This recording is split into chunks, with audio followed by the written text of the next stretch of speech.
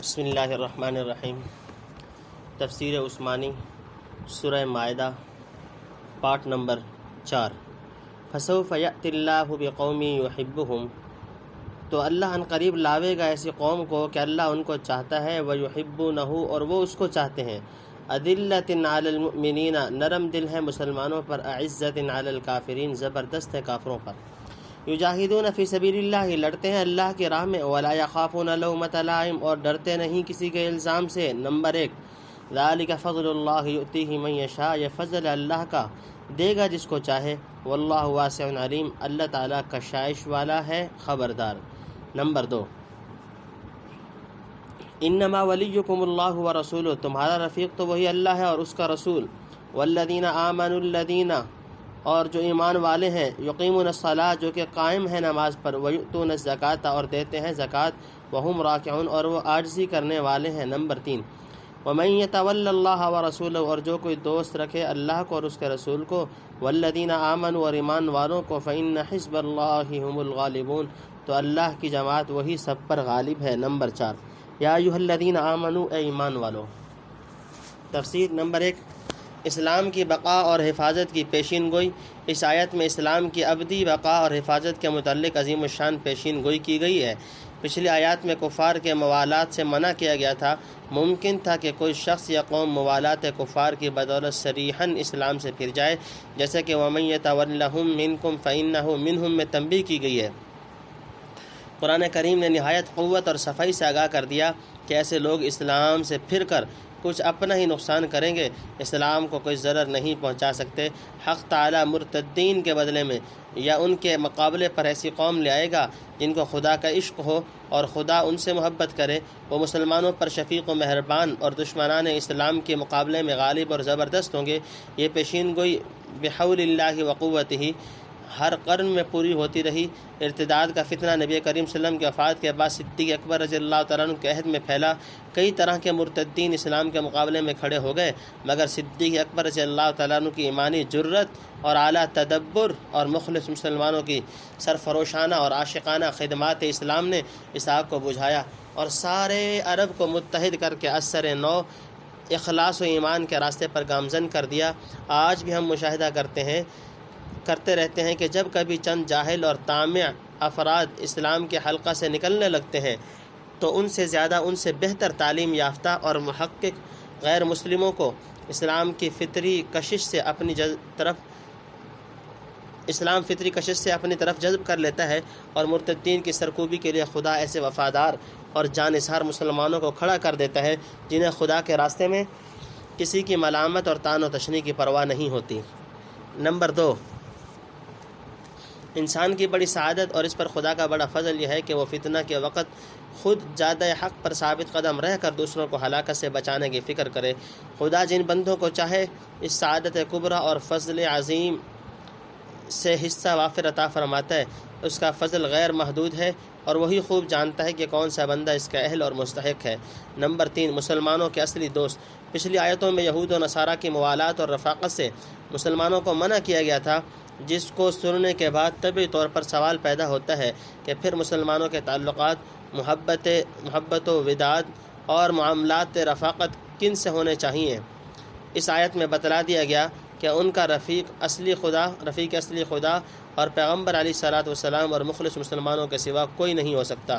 Number 4، کفار کی کثرت اور مسلمانوں کی قلت عدد کو دیکھتے ہوئے ممکن تھا کہ کوئی ضعیف القلب اور ظاہر بین مسلمان اس تردد میں پڑ جاتا کہ تمام دنیا سے موالات منقطع کرنے اور چند مسلمانوں کی رفاقت پر اکتفا کر لینے کے بعد غالب ہونا تو درکنار، کفار کے حملوں سے اپنی زندگی اور بقا کی حفاظت بھی دشوار ہے۔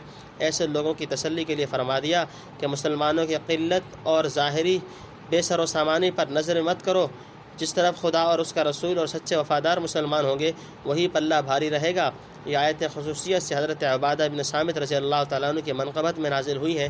یہود بنی قینقاع نے ان کے بہت زیادہ دوستانہ تعلقات تھے، مگر خدا اور رسول کے موالات اور مومنین کی رفاقت کے سامنے انہوں نے اپنے سب تعلقات منقطع کر دیے۔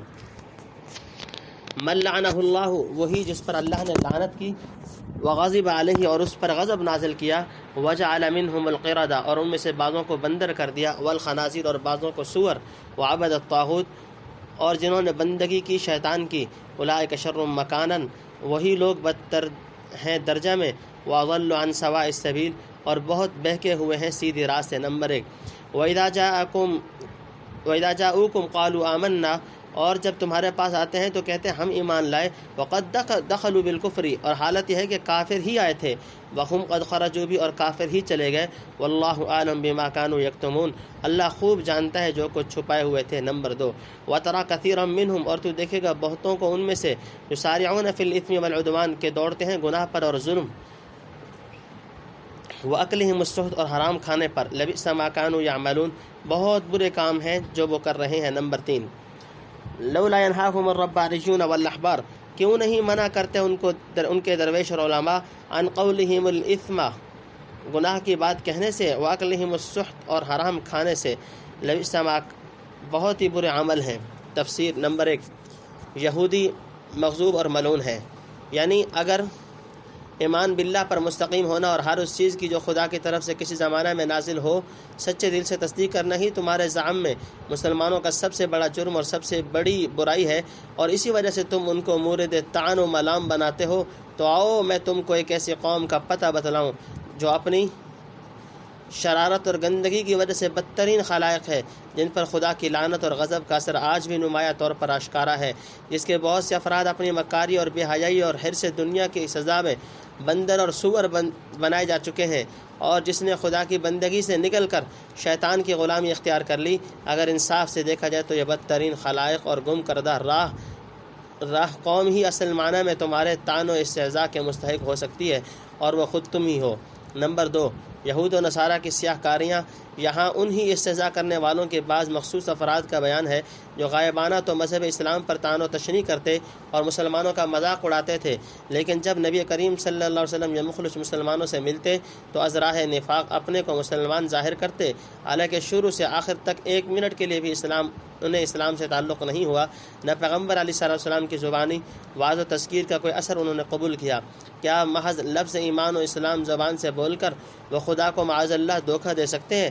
اگر اس عالم الغیب و شہادہ کی نسبت جو ہر قسم کے ضمائر و سرائر پر مطلع ہے، ان کا گمان یہ ہو کہ محض لفظ ایمان سے اسے خوش کر لیں گے، تو اس سے بڑھ کر کون سی حرکت قابل استہزاء و تمسخر ہو سکتی ہے؟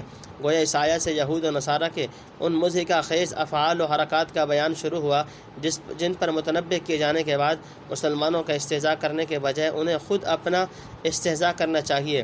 اگلی آیات میں اسی مضمون کی تتمیم و تکمیل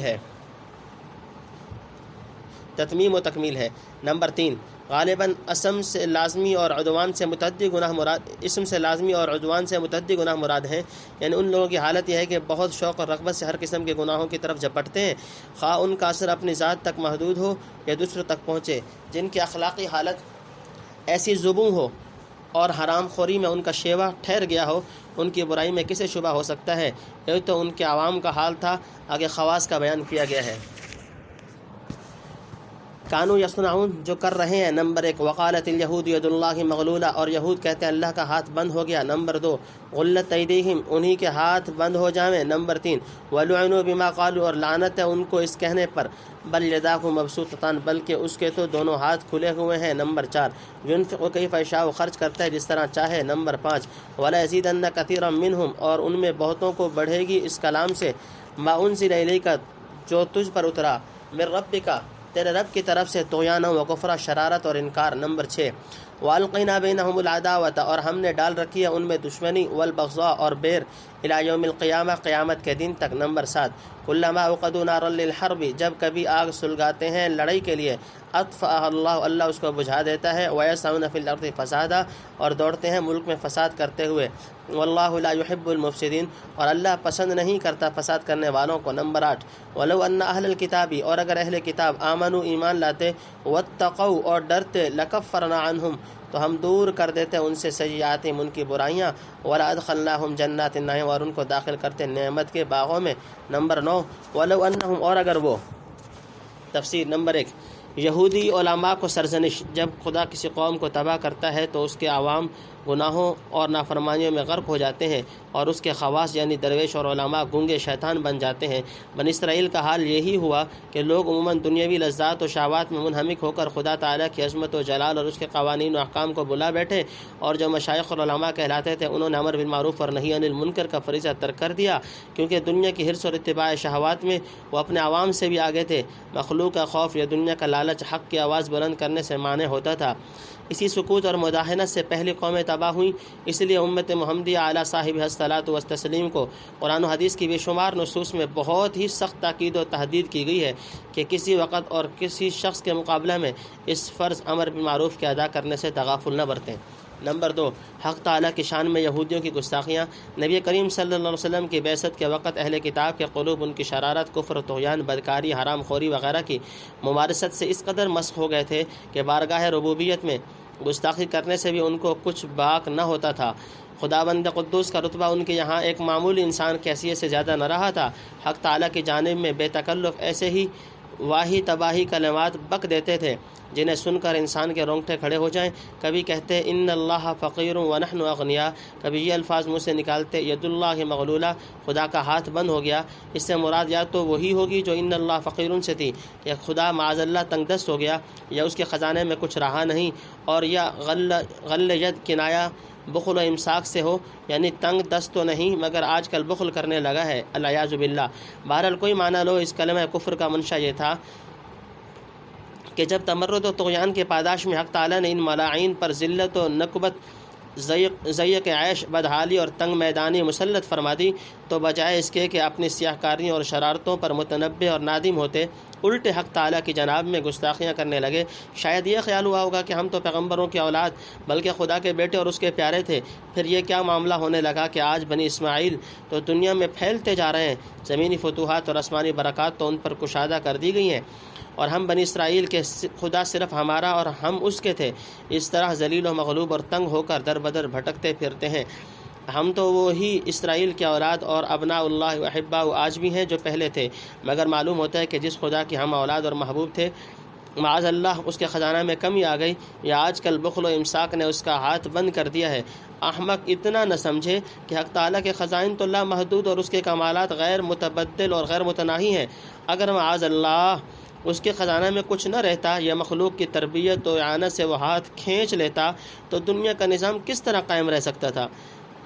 اور جو روز افزوں عروج و فروغ کی فروع پیغمبرانہ علیہ السلام اور ان کے رفقا کا تم اپنی آنکھوں سے دیکھ رہے ہو، یہ کس کے خزانے اور دست کرم کا رہین منت ہوتا؟ لہذا تم کو سمجھ لینا چاہیے کہ اس کا ہاتھ بند نہیں ہوا، البتہ گستاخیوں اور شرارتوں کی نحوست سے خدا کی جو لعنت اور پھٹکار تم پر پڑی، اس نے تمہارے حق میں خدا کی زمین باوجود وسعت کے تنگ کر دی، اور آئندہ اور زیادہ تنگ ہونے والی ہے۔ اپنی تنگ حالی کو خدا کی تنگ دستی سے منسوب کرنا تمہاری انتہائی سفاہت ہے۔ نمبر 3، یہ دعا کے رنگ میں پیشین گوئی یا ان کی حالت واقعی کی خبر دی گئی ہے، چنانچہ واقع میں بخل و جبن نے ان کے ہاتھ بالکل بند کر دیے تھے۔ نمبر 4، عنوان حق تعالیٰ کے لیے اعضاء جسمانی کی نسبت۔ حق تعالیٰ کے لیے جہاں ہاتھ، پاؤں، آنکھ وغیرہ نعوت ذکر کی گئی ہیں، ان سے بھول کر بھی یہ وہم نہ ہونا چاہیے کہ وہ معاذ اللہ مخلوق کی طرح جسم اور اعضاء جسمانی رکھتا ہے۔ بس جس طرح خدا کی ذات اور وجود اور حیات اور علم وغیرہ تمامی صفات کی کوئی نظیر اور مثال اور کیفیت اس کے سوا بیان نہیں ہو سکتی، اے برتر از خیال و قیاس و گمان و وہم و زہر چے گفتہ اند و شنیدم و خواند ایم، دفتر تمام گشت و بیاپان رسید عمر، ما ہم چنا در اول تو ماندہ ایم۔ اس طرح ان نعت صفات کو خیال کرو۔ خلاصہ یہ ہے کہ جیسے خدا کی ذات بے چگوں ہے، اس کے سمع، بصر، ید وغیرہ نعت و صفات کے معنی بھی اس کی ذات اور شان اقدس کے لائق اور ہمارے کیف و کم اور تغیر و بیان کے احاطہ سے بالکل وراء الورا ہے۔ لیس کمثلہ شیء وہو السمیع البصیر، سورہ شورى رکوع نمبر 2۔ حضرت شاہ عبد القادر نے ان آیات پر جو فائدہ لکھا ہے اس میں 2 ہاتھوں سے مراد مہر کا اور قہر کا ہاتھ مراد لیا ہے، یعنی آج کل خدا کے مہر کا ہاتھ امت محمدیہ پر اور قہر کا بنی اسرائیل پر کھلا ہوا ہے، جیسا کہ اگلی آیتوں میں اشارہ فرمایا گیا۔ نمبر 5، یعنی اس کو وہی خوب جانتا ہے کہ کس وقت کس پر کس قدر خرچ کیا جائے۔ کبھی ایک وفادار کو امتحان یا اصلاح حال کی غرض سے تنگی اور عسرت میں مبتلا کر دیتا ہے، اور کبھی اس کی وفاداری کے صلے میں نعمائے آخرت سے پہلے دنیاوی برکات کے دروازے بھی کھول دیتا ہے۔ اس کے بالمقابل ایک مجرم متمرد پر کبھی آخرت کی سزا سے پہلے تنگحالی، ضیق عیش اور مصائب و آفات دنیاوی کی سزا بھیجتا ہے، اور کسی وقت دنیاوی ساز و سامان کو فراخ کر کے مزید مہلت دیتا ہے کہ یا خدا کے احسانات سے متاثر ہو کر اپنے فسق و فجور پر کچھ شرمائے، یا اپنی شقاوت کا پیمانہ پوری طرح لبریز کر کے انتہائی سزا کا مستحق ہو۔ ان مختلف احوال و اغراض اور متنوع حکمتوں کی موجودگی میں کسی شخص کے مقبول و مردود ہونے کا فیصلہ خدا کے اطلاع یا قرائن و احوال خارجیہ کی بنا پر کیا جا سکتا ہے۔ جس طرح ایک چور کا ہاتھ کاٹا جائے یا ایک ڈاکٹر کسی مریض کا ہاتھ کاٹے، دونوں کی نسبت ہم احوال خارجہ و قرائن سے سمجھ لیتے ہیں کہ ایک بطور سزا، دوسرا از راہ شفقت و علاج کاٹا گیا۔ نمبر 6، ان کی گستاخی کا جواب دیا جا چکا ہے، لیکن قرآن کے ایسے حکیمانہ جوابات سے ان معاندین اور سفہاء کو تسکین نہیں ہوگی، بلکہ کلام الہی سن کر شرارت اور انکار میں اور زیادہ ترقی کریں گے۔ اگر غذائے صالح ایک بیمار کے معدہ میں پہنچ کر اس کے مرض کو زیادہ کر دیتی ہے تو اس میں غذا کا قصور نہیں، مریض کے مزاج کی خرابی ہے۔ نمبر 7، اگرچہ قریب میں خاص یہود کا مقولہ نقل کیا ہے، لیکن القینا بینہم سے مراد غالباً وہ اور ان کے بھائی بند سب ہیں، یعنی یہود و نصارہ سب اہل کتاب کا حال بیان فرمایا، جیسا کہ پہلے اسی صورت میں گزر چکا، اور اگلی آیت میں بھی سب اہل کتاب کو خطاب فرمایا ہے۔ مطلب یہ ہوا کہ جو ان کی شرارت اور انکار کو ترقی ہوئی، اسی قدر اسلام اور مسلمانوں کے خلاف سازشیں اور منصوبے گانٹھیں گے اور لڑائی کی آگ سلگانے کے لیے تیار ہوں گے، لیکن ان کی آپس میں پھوٹ پڑ چکی ہے جو مٹ نہیں سکتی۔ اس سبب سے اسلامی برادری کے خلاف ان کی جنگی تیاریاں کامیاب نہیں ہوئی۔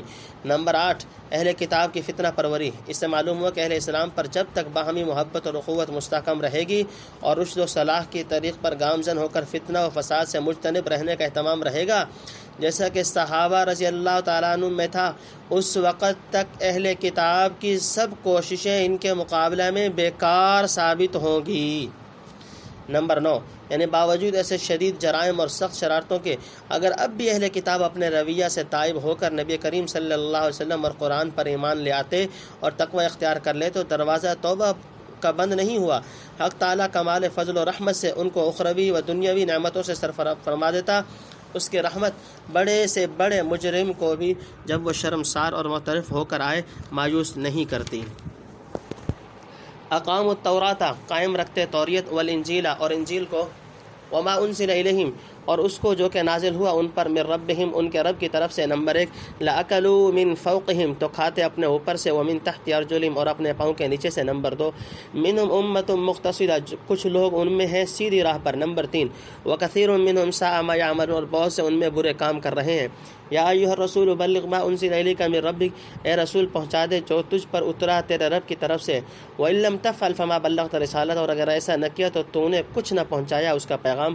واللہ یعصمک من الناس اور اللہ تجھ کو بچا لے گا لوگوں سے۔ ان اللہ لا یہدی القوم الکافرین بے شک اللہ راستہ نہیں دکھلاتا قوم کفار کو۔ نمبر 4، قل یا اہل الکتاب کہہ دے اے کتاب والو، لستم علی شیء تم کسی راہ پر نہیں، حتی تقیموا التوراۃ والانجیل جب تک نہ قائم کرو توریت اور انجیل کو، وما انزل الیکم من ربکم اور جو تم پر اترا تمہارے رب کی طرف سے۔ نمبر 5، ولازیدن کثیرا منہم ما انزل اور ان میں بہتوں کو بڑھے گی اس کلام سے جو تجھ پر۔ تفسیر نمبر 1، قرآن پر عمل تورات و انجیل پر عمل ہے، یعنی قرآن کریم جو تورات و انجیل کے بعد ان کی تنبیہ اور ہدایت کے لیے نازل ہوا اس کو قائم کرتے، کیونکہ اس کی تسلیم کے بدون تورات و انجیل کی بھی صحیح معنی میں اقامت نہیں ہو سکتی، بلکہ تورات و انجیل اور جملہ کتب سماویہ کی اقامت کا مطلب ہی اب یہ ہو سکتا ہے کہ قرآن کریم اور پیغمبر آخر زمان جو کتب سابقہ کی پیشین گوئیوں کے مطابق بھیجے گئے ہیں ان کو قبول کیا جائے۔ گویا اقامت تورات و انجیل کا حوالہ دے کر آگاہ فرما دیا کہ اگر قرآن کو انہوں نے قبول نہ کیا تو اس کے معنی یہی ہے کہ اپنے کتابوں کو قبول کرنے سے بھی منکر ہو گئے۔ نمبر 2، یعنی تمام ارضی و سماوی برکات سے ان کو متمتع کیا جاتا اور ذلت بدحالی اور ضیق عیش کی جو سزا ان کے عصیان و تمرد پر دی گئی تھی وہ اٹھا لی جاتی۔ نمبر 3، یہ وہ معدود افراد ہیں جنہوں نے فطری سعادت سے توسط و اعتدال کی راہ اختیار کی اور حق کی آواز پر لبیک کہا، مثلاً عبداللہ ابن سلام اور ملک حبشہ، نجاشی وغیرہ رضی اللہ عنہم۔ نمبر 4، حضرت صلی اللہ علیہ وسلم کو تبلیغ کا حکم اور وعدہ حفاظت۔ پچھلی آیات میں اہل کتاب کی شرارت، کفر اور سیاہ کاریوں کا ذکر کر کے تورات، انجیل، قرآن اور کل کتب سماویہ کی اقامت کی ترغیب دی گئی تھی، اور آئندہ قل یا اہل الکتاب لستم علی شیء سے اہل کتاب کے مجمع میں اعلان کرنا چاہتے ہیں کہ اس اقامت کے بدون تمہارے مذہبی زندگی بالکل صفر اور لا شیء محض ہے۔ یا ایھا الرسول بلغ ما انزل الیک من ربک میں اسی دو ٹوک اعلان کے لیے حضور صلی اللہ علیہ وسلم کو تیار کیا گیا ہے، یعنی آپ پر جو کچھ پروردگار کی طرف سے اتارا جائے، خصوصاً اس طرح کے فیصلہ کن اعلانات آپ بے خوف و خطر اور بلا تأمل پہنچاتے رہیے۔ اگر بفرض محال کسی ایک چیز کی تبلیغ میں بھی آپ سے کوتاہی ہوئی تو بحیثیت رسول، خدائی پیغمبر ہونے کے رسالت و پیغام رسانی کا جو منصب جلیل آپ کو تفویض ہوا ہے، سمجھا جائے گا کہ آپ نے اس کا حق کچھ بھی ادا نہ کیا۔ بلا شبہ نبی کریم صلی اللہ علیہ وسلم کے حق میں فریضہ تبلیغ کے انجام دہی پر بیش از بیش ثابت قدم رکھنے کے لیے اس سے بڑھ کر کوئی مؤثر عنوان نہ ہو سکتا تھا۔ آپ صلی اللہ علیہ وسلم نے 20-22 سال تک جس بے نظیر اولو العزمی، جان فشانی، مسلسل جد و قد اور صبر و استقلال سے فرض رسالت و تبلیغ کو ادا کیا، وہ اس کی واضح دلیل تھی کہ آپ کو دنیا میں ہر چیز سے بڑھ کر اپنے فرض منصبی رسالت و بلاغ کی اہمیت کا احساس ہے۔ حضور صلی اللہ علیہ وسلم کے اس احساس قوی اور تبلیغی جہاد کو ملحوظ رکھتے ہوئے وظیفہ تبلیغ مزید استحکام و تثبت کی تاکید کے موقع پر مؤثر ترین عنوان یہی ہو سکتا تھا کہ حضور کو یا ایھا الرسول سے خطاب کر کے صرف اتنا کہہ دیا جائے کہ اگر بفرض محال تبلیغ میں ادنا سی کوتاہی ہوئی تو سمجھو کہ آپ اپنے فرض منصبی کے ادا کرنے میں کامیاب نہ ہوئے، اور ظاہر ہے کہ آپ صلی اللہ علیہ وسلم کی تمام تر کوششوں اور قربانیوں کا مقصد وحید ہی تھا، یہ تھا کہ آپ اپنے خدا کے سامنے فرض رسالت کے انجام دہی میں اعلیٰ سے اعلیٰ کامیابی حاصل فرمائیں۔ لہٰذا یہ کسی طرح ممکن ہی نہیں کہ کسی ایک پیغام کے پہنچانے میں بھی ذرا سی کوتاہی کریں۔ عموماً یہ تجربہ ہوا ہے کہ فریضہ تبلیغ ادا کرنے میں انسان چند وجوہ سے مقصر رہتا ہے، یا تو اسے اپنے فرض کی اہمیت کا کافی احساس اور شغف نہ ہو، یا لوگوں کی عام مخالفت سے نقصان شدید پہنچے، یا کم از کم بعض فوائد کے فوت ہونے کا خوف ہو، اور یا مخاطبین کے عام تمرد و طغیان کو دیکھتے ہوئے، جیسا کہ پچھلی اور اگلی آیات میں اہل کتاب کی نسبت بتلایا گیا ہے، تبلیغ کے مثمر اور منتج ہونے سے مایوسی ہو۔ پہلی وجہ کا جواب یا ایھا الرسول سے فما بلغت رسالتہ تک، دوسری کا واللہ یعصمک من الناس میں، اور تیسری کا ان اللہ لا یہدی القوم الکافرین میں دے دیا گیا، یعنی تم اپنا فرض ادا کیے جاؤ، خدا تعالیٰ آپ کی جان اور عزت و آبرو کی حفاظت فرمانے والا ہے، وہ تمام روئے زمین کے دشمنوں کو بھی آپ کے مقابلہ پر کامیابی کے راہ نہ دکھلائے گا، باقی ہدایت و ضلالت خدا کے ہاتھ میں ہے۔ ایسی قوم جس نے کفر و انکار ہی پر کمر باندھ لی ہے، اگر راہ راست پر نہ آئی تو تم غم نہ کرو اور نہ مایوس ہو کر اپنے فرض کو چھوڑو۔ نبی کریم صلی اللہ علیہ وسلم نے اس ہدایت ربانی اور آئین آسمانی کے موافق امت کو ہر چھوٹی بڑی چیز کی تبلیغ کی۔ نوع انسانی کے عوام و خواص میں سے جو بات جس طبقہ کے لائق اور جس کی استعداد کے مطابق تھی، آپ نے بلا کم و کاس اور بے خوف و خطر پہنچا کر خدا کے حجت بندوں پر تمام کر دی، اور وفات سے 2-2.5 مہینے پہلے حجۃ الوداع کے موقع پر جہاں 40,000 سے زائد خادمان اسلام اور عاشقان تبلیغ کا اجتماع تھا، آپ نے اعلیٰ رؤوس الاشہاد اعلان فرما دیا کہ اے خدا تو گواہ رہے، میں تیری امانت پہنچا چکا۔ نمبر 5، یعنی کل کتب سماویہ جن کا خاتم اور مہیمن قرآن کریم ہے۔ پچھلے رکوع میں اس آیت کی تفسیر گزر چکی۔ الیک من ربک طغیانا و کفرا، اترا تیرے رب کی طرف سے شرارت اور کفر، فلا تأس علی القوم الکافرین، سو تو افسوس نہ کر اس قوم کفار پر۔ نمبر 1، ان الذین آمنوا، بے شک جو مسلمان ہیں، والذین ہادوا، اور جو یہودی ہیں، والصابئون، اور فرقہ صابی، والنصارى، اور نصارہ، من آمن باللہ والیوم الآخر، جو کوئی ایمان لاوے اللہ پر اور روز قیامت پر، وعمل صالحا، اور عمل کرے نیک، فلا خوف علیہم، نہ ان پر ڈر ہے، ولا هم یحزنون، نہ وہ غمگین ہوں گے۔ نمبر 2، لقد اخذنا میثاق بنی اسرائیل، ہم نے لیا تھا پختہ قول بنی اسرائیل سے۔ نمبر 3، وارسلنا الیہم رسلا، اور بھیجا ان کی طرف رسول، کلما جاءہم رسول، جب لایا ان کے پاس کوئی رسول، بما لا تہوی انفسهم، وہ حکم جو خوش نہ آیا ان کے جی کو، فریقا کذبوا وفریقا یقتلون، تو بہتوں کو جھٹلایا اور بہتوں کو قتل کر ڈالتے تھے۔ نمبر 4، وحسبوا الا تکون فتنة فعموا وصموا، اور خیال کیا کہ ان کچھ خرابی نہ ہوگی، سو اندھے ہو گئے، وصموا، اور بہرے، ثم تاب اللہ، پھر توبہ قبول کی اللہ نے۔ تفسیر نمبر 1 یعنی اس غم اور افسوس میں پڑھ کر تنگ دل نہ ہوں، اپنا فرض امن و اطمینان سے ادا فرماتے رہیں۔ نمبر 2 فلاح و کامیابی کا دائمی معیار، یعنی جو قوم مسلمان کہلاتی ہے، یا یہود یا نصارہ یا صابی یا اور کچھ تمثیلاً چند مشہور مذاہب کا ذکر کیا گیا، کوئی شخص ان ناموں کی بدولت یا نسل یا رنگ پیشہ وطن وغیرہ احوال و خصائص کے لحاظ سے حقیقی فلاح اور دائمی کامیابی حاصل نہیں کر سکتا۔ کامیاب اور مامون و مسعون ہونے کا ایک اور صرف ایک معیار ہے، یعنی ایمان و عمل صالح۔ جس قوم کو اپنے مقرب الہی یا کامیاب ہونے کا دعویٰ ہو، وہ اسی کسوٹی پر اپنے کو کس کر دیکھ لے۔ اگر اس میں کھری اترے تو بے خوف و خطر مفلح اور کامیاب ہے، ورنہ ہر وقت اپنے کو خدا کے غضب و قہر کے نیچے سمجھے۔ پچھلی آیات میں خاص اہل کتاب کو تبلیغ تھی، اس آیت میں تمام اقوام و ملل کے سامنے بلا رو رعایت ایسا عجیب و غریب، معقول اور منصفانہ قانون پیش کیا گیا ہے جس کے بعد کسی سلیم الفطرت انسان کو اسلام کی صداقت اور ہماگیری میں شبہ نہیں رہ سکتا۔ ایک شخص جب تک خدا یعنی اس کے وجود اور وحدانیت، صفات کمالیہ، نشانہائے قدرت، تمام احکام و قوانین، کل نائبین سفراء پر اور روز جزا پر ایمان نہ لائے اور نیکی اختیار نہ کرے، کیا عقل سلیم قبول کر سکتی ہے کہ وہ نعیم دائم، رضائے حق اور سرور ابدی سے ہمکنار ہو سکے گا، سرور ابدی سے ہمکنار ہو سکے گا؟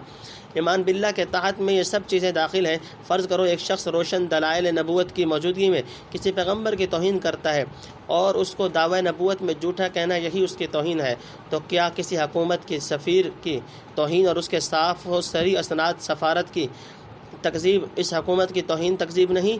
اسی طرح سمجھ لو کہ جو شخص کسی ایک سچے پیغمبر کی تکذیب کرتا ہے اور اس کو قبول نہیں کرتا، وہ فی الحقیقت خدا کے ان صاف و صریح نشانات و دلائل کو جھٹلا رہا ہے جو اس نے تصدیق نبوت کے لیے اتارے تھے۔ فَإِنَّهُمْ لَا يُكَذِّبُونَكَ وَلَكِنَّ الظَّالِمِينَ بِآيَاتِ اللَّهِ يَجْحَدُونَ۔ سورہ انعام رکوع نمبر 4۔ کیا اللہ کی آیات اور صریح و علانیہ نشانات کو جھٹلانے کے بعد بھی ایمان باللہ کا دعویٰ رہ سکے گا؟ قرآن کریم نے جن تفصیلات کی طرف ایمان باللہ وعمل صالح کے جمالی عنوان سے یہاں اشارہ فرمایا ہے، دوسرے مواضع میں وہ شرح و بس سے مذکور ہیں۔ صائبین کون تھے؟ میرے نزدیک زیادہ صحیح اور قوی قول یہ ہے کہ صائبین عراق میں ایک فرقہ تھا جن کے مذہبی اصول عموماً حکمائے اشراقیین اور فلاسفہ تبعیین کے اصول سے ماخوذ تھے۔ یہ لوگ روحانیات کے متعلق نہایت غلو رکھتے بلکہ ان کی پرستش کرتے تھے۔ ان کا خیال یہ تھا کہ ارواح مجردہ اور مدبرات فلکیہ وغیرہ کی استعانت و استمداد سے ہی ہم رب الارباب یعنی بڑے معبود تک پہنچ سکتے ہیں، لہذا ریاضت شاقہ اور کسر شہوات سے روح میں تجرد اور صفائی پیدا کر کے عالم روحانیات کے ساتھ ہم کو اپنا رشتہ پیدا کرنا چاہیے، پھر ان کی خوشنودگی اور دستگیری سے خدا تک پہنچ سکتے ہیں اور اتباع انبیاء کی ضرورت نہیں۔ کواکب کی ارواح مدبرہ اور اسی طرح دوسری روحانیات کو اپنے سے خوش رکھنے کے لیے حیاکل بناتے تھے اور انہی ارواح کے لیے نماز، روزہ اور قربانی وغیرہ کرتے تھے۔ خلاصہ یہ کہ حنفاء کے مقابلے میں صائبین کی جماعت تھی جن کا سب سے بڑا حملہ نبوت اور اس کے لوازم و خواص پر تھا۔ حضرت ابراہیم حنیف علیہ السلام کی بعثت کے وقت نمرود قوم صابر العقیدہ تھی جس کے رد و ابطال میں خدا کے خلیل نے جاں بازی دکھلائی۔ نمبر 3 گزشتہ آیات میں جو معیار قبول عند اللہ کا بیان ہوا تھا یعنی ایمان اور عمل صالح، یہاں یہ دکھلانا ہے کہ یہود اس معیار پر کہاں تک پورا اترتے ہیں۔ نمبر 4 غلام کی وفاداری کا امتحان اس میں ہے کہ جس بات کو دل نہ چاہے آقا کے حکم سے کر گزرے اور اپنی رائے یا خواہش کو آقا کی مرضی کے تابع بنا دے، ورنہ صرف ان چیزوں کا مان لینا جو مرضی اور خواہش کے موافق ہوں، یہ کون سا کمال ہے؟ علیہم ثم عموا، ان کی پھر اندھے اور بہرے ہوئے، وسموا کثیر منہم، ان میں سے بہت۔ نمبر 1 واللہ بصیر بما یعملون، اللہ دیکھتا ہے جو کچھ وہ کرتے ہیں۔ نمبر 2 لقد کفر الذین قالوا ان اللہ هو المسیح ابن مریم، بے شک کافر ہوئے جنہوں نے کہا اللہ وہی مسیح مریم کا بیٹا۔ وقال المسیح، اور مسیح نے کہا یا بنی اسرائیل اعبدوا اللہ ربی و ربکم، اے بنی اسرائیل بندگی کرو اللہ کی جو رب ہے میرا اور تمہارا۔ انہ من یشرک باللہ، بے شک جس نے ٹھہرایا اللہ شریک اللہ کا، فقد حرم اللہ علیہ، سو حرام کہ اللہ نے اس پر الجنہ جنت، ومأواہ النار، اس کا ٹھکانہ دوزخ ہے، وما للظالمین من انصار، اور کوئی نہیں گناہ گاروں کی مدد کرنے والا۔ نمبر 3 لقد کفر الذین قالوا ان اللہ ثالث ثلاثہ، بے شک کافر ہوئے جنہوں نے کہا اللہ ہے 3 میں کا 1۔ نمبر 4 وما من الہ الا الہ واحد، حالانکہ کوئی معبود نہیں بجز ایک معبود کے، وان لم ینتہوا، اور اگر نہ باز آویں گے عما یقولون اس بات سے کہتے ہیں لا یمسن الذین کفروا تو بے شک پہنچے گا ان میں سے کفر پر قائم رہنے والوں کو۔ تفسیر نمبر 1، یہودیوں کی اللہ سے غداری یعنی پختہ عہد و ایمان توڑ کر خدا سے غداری کی، اس کے سفراء میں سے کسی کو جھٹلایا، کسی کو قتل کیا، یہ تو ان کے ایمان باللہ اور عمل صالح کا حال تھا۔ ایمان بالیوم الآخر کا اندازہ اس سے کر لو کہ اس قدر شدید مظالم اور باغیانہ جرائم کا ارتکاب کر کے بالکل بے فکر ہو بیٹھے، گویا ان حرکات کا کوئی خمیازہ بھگتنا نہیں پڑے گا اور ظلم و بغاوت کے خرائب نتائج کبھی سامنے نہ آئیں گے۔ یہ خیال کر کے خدائی نشانات اور خدائی کلام کی طرف سے بالکل ہی اندھے اور بہرے ہو گئے، اور جو کردنی کام تھے وہ کیے، حتیٰ کہ بعض انبیاء کو قتل کیا اور بعض کو قید کیا۔ آخر خدا تعالیٰ نے ان پر بخت نصر کو مسلط فرمایا۔ پھر ایک مدت دراز کے بعد بعض ملوک فارس نے بخت نصر کی قید و ذلت اور رسوائی سے چھڑا کر بابل سے بیت المقدس کو واپس کیا۔ اس وقت ان لوگوں نے توبہ کی اور اصلاح حال کی طرف متوجہ ہوئے، خدا نے توبہ قبول کی، لیکن کچھ زمانے کے بعد پھر وہی شرارتیں سوجیں اور بالکل اندھے بہرے ہو کر حضرت زکریا اور حضرت یحییٰ علیہ السلام کے قتل کی جرت کی اور حضرت عیسیٰ علیہ السلام کے قتل پر تیار ہو گئے۔ نمبر 2، یعنی وہ اگرچہ خدا کے غضب و قہر کی طرف سے اندھے ہو گئے ہیں، لیکن خدا ان کی تمام حرکات کو برابر دیکھتا رہا ہے، چنانچہ ان حرکات کی سزا اب امت محمدیہ کے ہاتھوں سے دلوا رہا ہے۔ نمبر 3، نصارہ کا کفر و شرک۔ یہاں سے نصارہ کے ایمان باللہ کی کیفیت دکھلائی گئی ہے کہ وہ کہاں تک حقانیت کے اس معیار پر پورا اترے۔ ان کے ایمان باللہ کا حال یہ ہے کہ عقل کے خلاف، فطرت سلیمہ کے خلاف اور خود حضرت مسیح کی تصریحات کے خلاف مسیح ابن مریم کو خدا بنا دیا۔ 1 3 اور 3 1 کی بھول بھلیاں تو محض برائے نام ہیں، حقیقتاً سارا زور و قوت صرف حضرت مسیح کی الوہیت ثابت کرنے پر صرف کیا جاتا ہے، حالانکہ خود حضرت مسیح علیہ السلام خدا کے رب ہونے اور دوسرے آدمی کی طرح اپنے مربوب ہونے کا اعلانیہ اعتراف فرما رہے ہیں، اور جس شرک میں ان کی امت مبتلا ہونے والی تھی اس کی برائی کس زور و شور سے بیان کر رہے ہیں، پھر بھی ان اندھوں کو عبرت نہیں ہوتی۔ نمبر 4، یعنی حضرت مسیح، روح القدس، اللہ یا مسیح، مریم اور اللہ تینوں خدا ہیں، العیاذ باللہ۔ ان میں کا ایک حصہ دار اللہ ہوا، پھر وہ تینوں ایک اور وہ ایک تین ہے۔ عیسائیوں کا عام عقیدہ یہی ہے، اور اس کے خلاف عقل و بداہیت عقیدہ کو عجیب گول مول اور پیچ دار عبارتوں سے ادا کرتے ہیں۔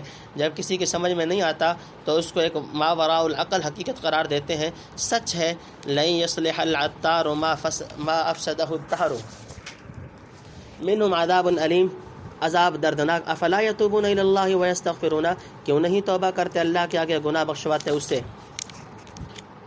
واللہ غفور الرحیم، اللہ ہے بخشنے والا مہربان۔ نمبر 1، مل مسیح ابن مریم الا رسول، نہیں ہے مسیح مریم کا بیٹا مگر رسول، قد خلت من قبل رسول، گزر چکے اس سے پہلے بہت سے رسول۔ نمبر 2، وامہ صدیقہ، اور اس کی ماں ولی ہے۔ نمبر 3، کانا یاکلان الطعام، دونوں کھاتے تھے کھانا۔ انظر کیف نبین لهم الآیات، دیکھ ہم کیسے بتلاتے ہیں ان کو دلیلیں۔ ثم انظر انا یؤفکون، پھر دیکھ وہ کہاں الٹے جا رہے ہیں۔ نمبر 4، قل اتعبدون من دون اللہ، تو کہہ دے کیا تم ایسی چیز کی بندگی کرتے ہو اللہ کو چھوڑ کر، ما لا یملک لکم ضرا ولا نفع، جو مالک نہیں تمہارے برے کی اور نہ بھلے کی۔ واللہ هو السمیع العلیم، اور اللہ وہی ہے سننے والا جاننے والا۔ نمبر 5، قل یا اہل الکتاب، تو کہہ اے اہل کتاب، لا تغلوا فی دینکم، مت مبالغہ کرو اپنے دین کی بات میں، غیر الحق، ناحق کا۔ نمبر 6، ولا اور مت۔ تفسیر نمبر 1، یہ اسی غفور الرحیم کی شان ہے کہ ایسے باغی اور گستاخ مجرم بھی جب شرمندہ ہو کر اور اصلاح کا عزم کر کے حاضر ہوں تو ایک منٹ میں عمر بھر کے جرائم معاف فرما دیتا ہے۔ نمبر 2، یعنی اس مقدس و معصوم جماعت کی یہ بھی ایک فرد ہے، انہیں خدا بنا لینا تمہاری صفاحت ہے۔ نمبر 3، حضرت مریم نبی نہیں تھی۔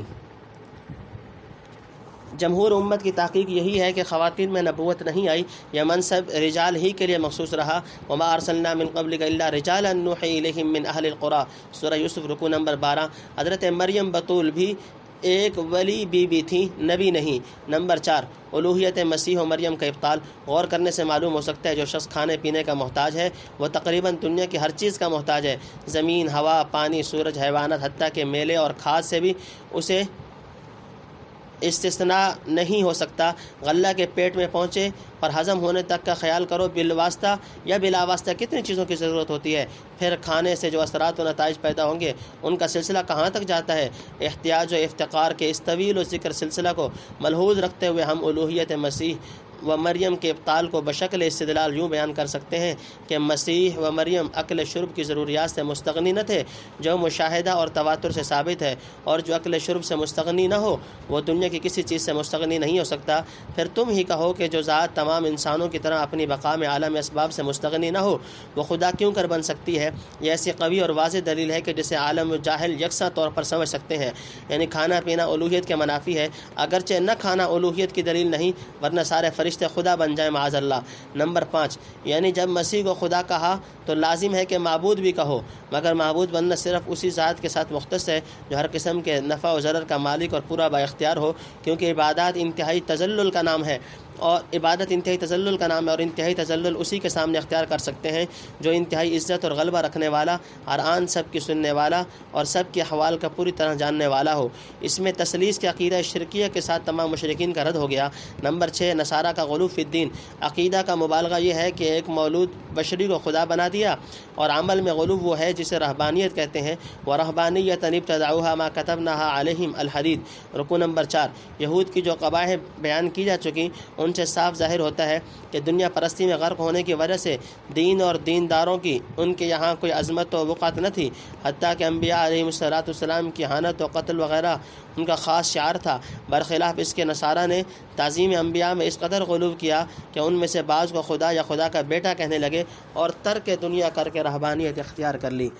تتبعوا اہواءہم، چلو خیالات پر، اہواء قوم قد ضلوا من قبل، ان لوگوں کے جو گمراہ ہو چکے پہلے، وَأَضَلُّوا كَثِيرًا وَضَلُّوا عَنْ سَوَاءِ السَّبِيلِ،